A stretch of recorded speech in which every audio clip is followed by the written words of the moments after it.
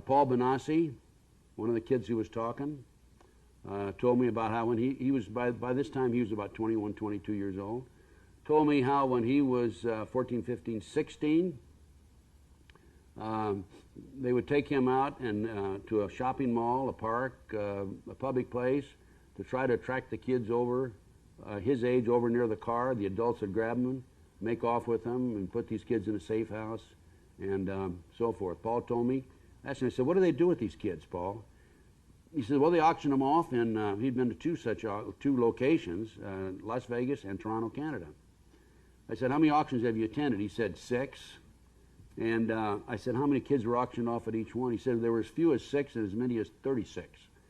I said, how much money do they get for one of these kids? They sell for $50,000. 36 times $50,000 is a bundle of money. What happens to kids afterwards, Paul? They're used in satanic ceremonies. They're put on airplanes, foreigners that don't speak English, planes with no markings on them. Now, wait a minute, FAA's got to be involved in that. We got planes coming in here with no markings? Huh?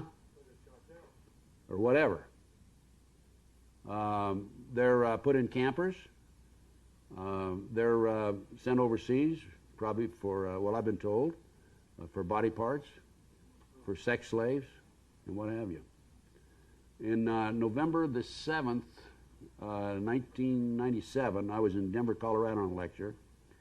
We picked up information that an airplane with the children from Child Protective Services in the state of Colorado was serviced at Denver International Airport. There were 2 men and a female woman, and the fellow that serviced the airplane asked, what are those kids doing here? There were 210 kids, and she said, Child Protective Services, none of your business. The plane, he checked the manifest, the plane was going to New York to refuel and then going on to Paris, France.